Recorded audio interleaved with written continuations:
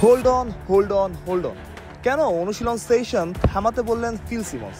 বাংলাদেশ দল অনুশীলন করছে সিংহলিজ স্পোর্টস ক্লাব মাঠে, যে মাঠে হয়েছে বাংলাদেশের দ্বিতীয় টেস্ট। সবকিছুই ছিল নির্ধারিত, তবে কেন ফিল সিমন্স ওই সময় দ্বারস্থ হয়েছেন টিম ম্যানেজার নাফিজ ইকবালের? নাফিজ ইকবাল সবকিছু সামলেছেন দক্ষ হাতেই।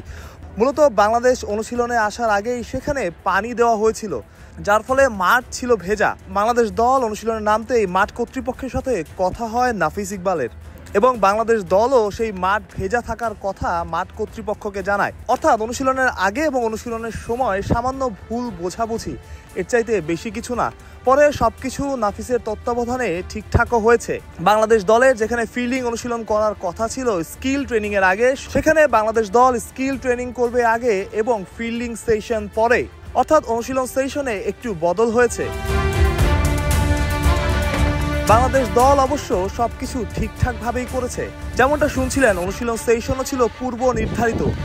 তবে মাঠে পানি থাকাতেই বেঁধেছে যত বিপত্তি। টিম বাংলাদেশও দেখিয়েছে প্রফেশনালিজম, যার ফলে ঘটনা বড় হয়নি।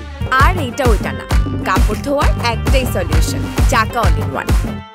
আমার ঠিক পেছনটাতেই অনুশীলন শুরু করেছিল বাংলাদেশ দল। ফিটনেস ট্রেনিং, ফিল্ডিং অনুশীলন এমনটাই হওয়ার কথা ছিল, তবে মাঝপথে সেটা বন্ধ হয়েছে। কারণ জানানো হয়েছে মাঠে মাত্রই পানি দেওয়া হয়েছে, অর্থাৎ এখন অনুশীলন করা সম্ভব না।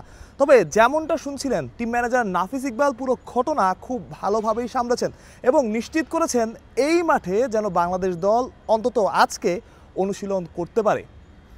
কলম্বো থেকে মাহফুজ প্রত্যয়, বিডি ক্রিক টাইম।